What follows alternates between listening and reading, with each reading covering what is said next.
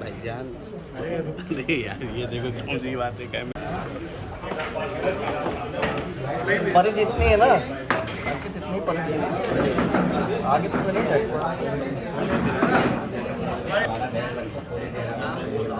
Camera गंदा है पीछे गंदा है कैमरा।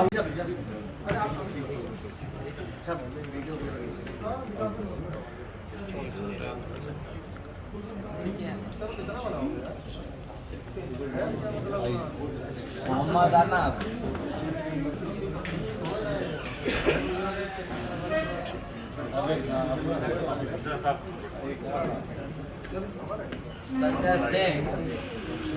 संजय सिंह अंकित कुमार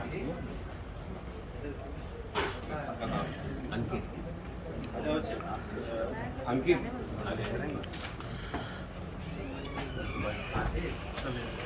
और उनके साथ कलाई हो कि जो वास्तव में दोषी है या किसी रूप में कल्प्रिट है। सभी लोगों ने इस बात के लिए हमको आश्वस्त किया है कि जो भी शासन की योजनाएं हैं, जो सारे निर्देश हैं, उसका पालन करेंगे। और हमारा लक्ष्य भी यही है इस समीक्षा बैठक का कि सरकार की योजनाओं को सभी संबंधित लोगों तक, खासतौर से लाभार्थियों तक पहुंचाना, और इसमें हम आप सबका सहयोग चाहते हैं। बहुत बहुत धन्यवाद। बिजली के मुद्दे पर और ख़ास तौर से वृक्षारोपण पर हमने ज़्यादा जोर दिया है कि आने वाले समय में हमारा शहरी क्षेत्र में और ग्रामीण क्षेत्र में ज़्यादा से ज़्यादा वृक्षारोपण हो। वन विभाग के माध्यम से 21 लाख वृक्षारोपण इस वर्ष किया जाएगा। इसके अतिरिक्त भी लगभग 50 लाख का वृक्षारोपण बाकी विभागों के सहयोग से भी किया जाना है। अब सप्लाई निर्बाध रूप से शहर में हो रही है और ग्रामीण क्षेत्र में भी शेड्यूल के आधार के ऊपर बिजली कटौती हो, किसी प्रकार का ब्रेकडाउन। मैंने सभी विभागों के लिए यहाँ पर जितने लोगों को आमंत्रित किया था, सभी की समीक्षा की और आवश्यक निर्देश दिए हैं।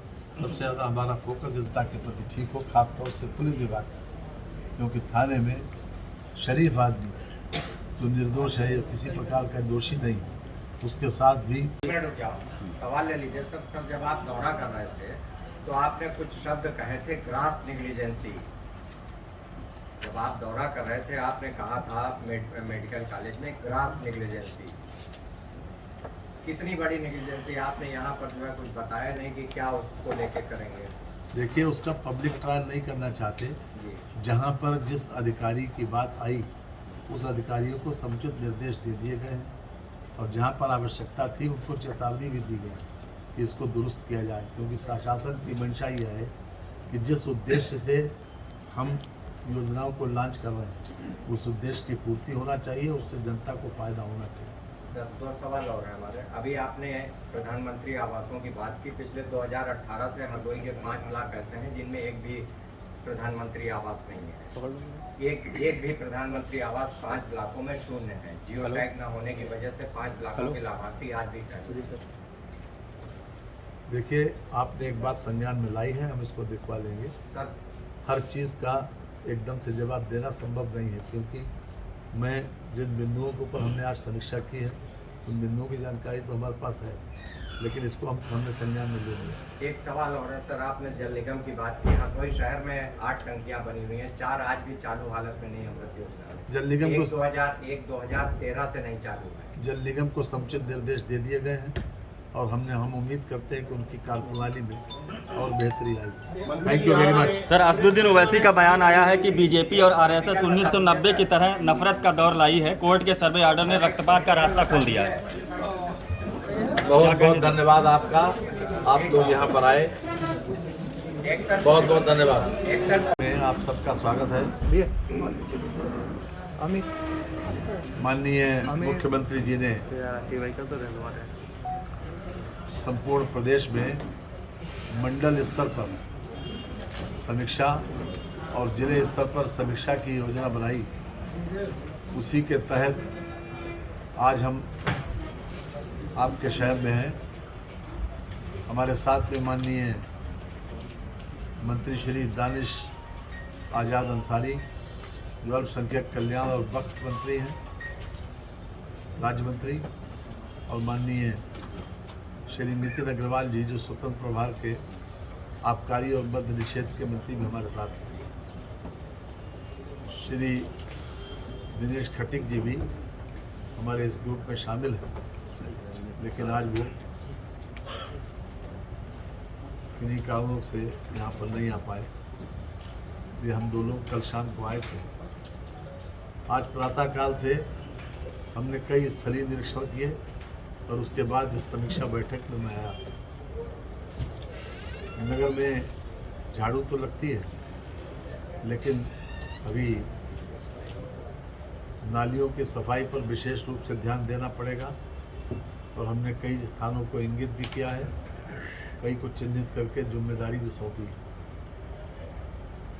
साथ ही साथ एक विशेष अभियान चलाने की भी आवश्यकता है कि जो दो प्रकार का अतिक्रमण है, एक स्थायी और एक अस्थायी।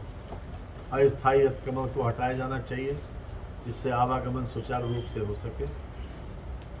और जहाँ पर नाली चौक हो रही, जहाँ किसी न किसी निर्माण की वजह से ड्रेनेज में क्लैरिटी नहीं है, वहाँ पर अगर कम से कम फोर्स इस्तेमाल करके मिनिमम नुकसान हो, इसका ध्यान रख के नालियों की क्लैरिटी बहुत ज़रूरी है। क्योंकि नाली में पानी भरना, उसके बाद फिर वो पानी सड़क पर आता है, उससे तमाम तरीके की बीमारियों की आशंका भी बढ़ती है, संभावना भी है। इसलिए इसकी विशेष रूप से चिंता करेंगे। आज हमने जल निगम के ग्रामीण और शहरी क्षेत्र के लोगों से भी इस बात के लिए आगाह किया है कि जहाँ जहाँ पर भी पाइपलाइन पड़ने के कारण रोड में खुदाई हो, सड़क टूटे, उसको प्रॉपरली रिस्टोर होना चाहिए, उसकी पूर्व स्थिति बहाल होना चाहिए। उसमें खाना पूरी नहीं होना चाहिए कि गिट्टी और मिट्टी भर दी और उसके बाद उसे छोड़ दिया। इसलिए ख़ास तौर से इसको मॉनिटर भी किया जाएगा।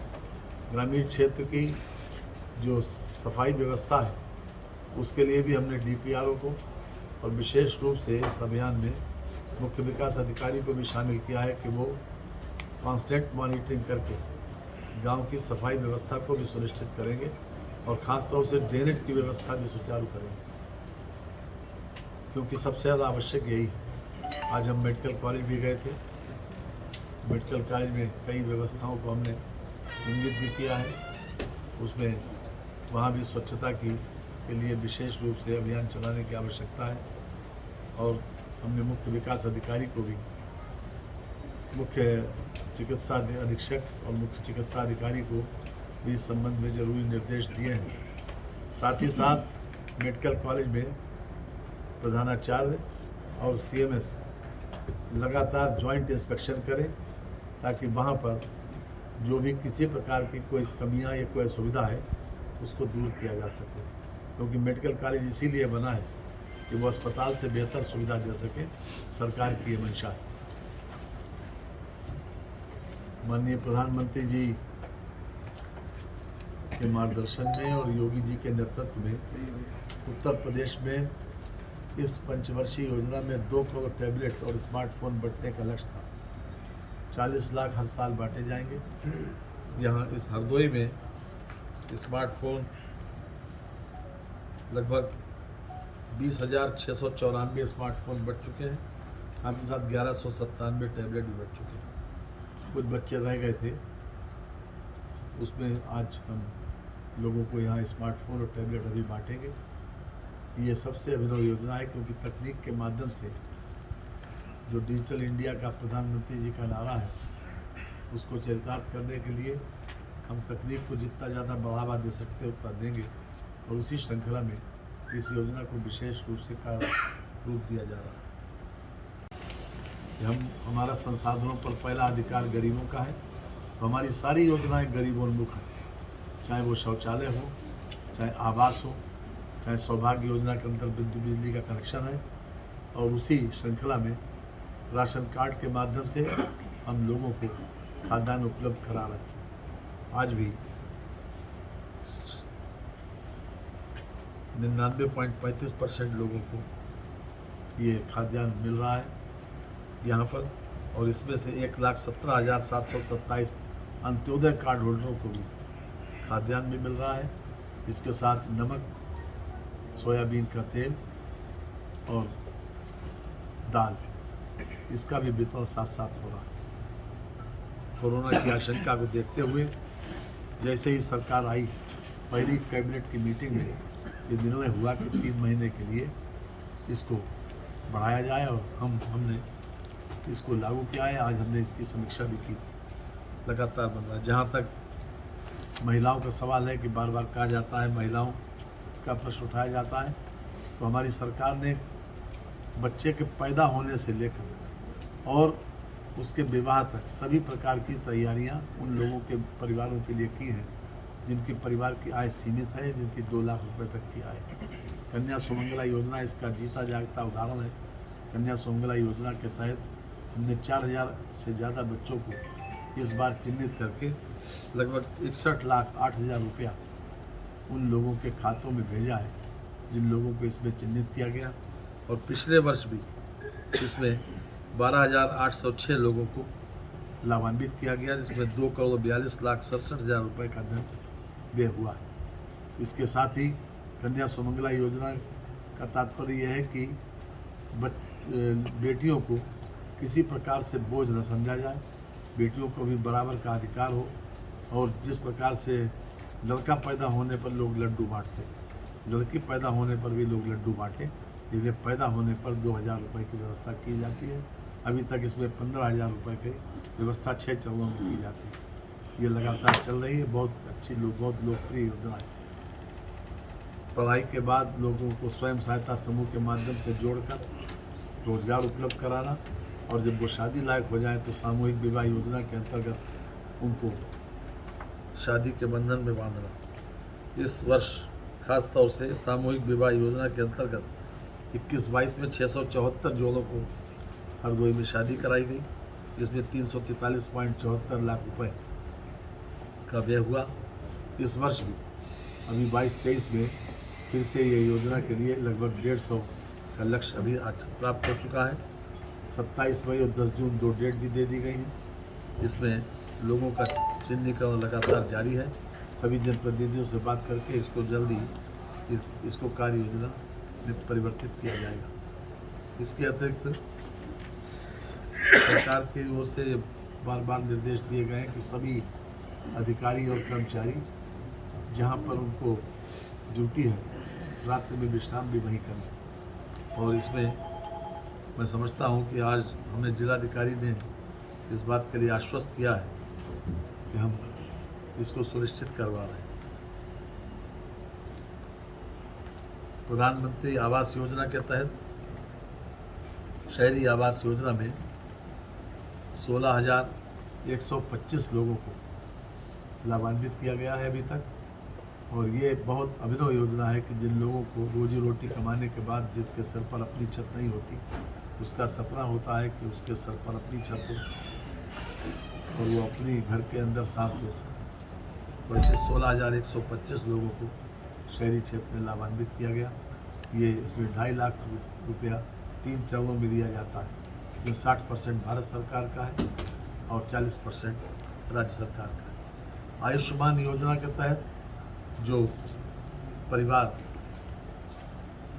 1,34,675 परिवारों को इसमें चिन्हित किया गया है यहाँ पर, जिसमें खास तौर से 12,941 लोग इस योजना के तहत लाभान्वित हो चुके हैं, जिन पर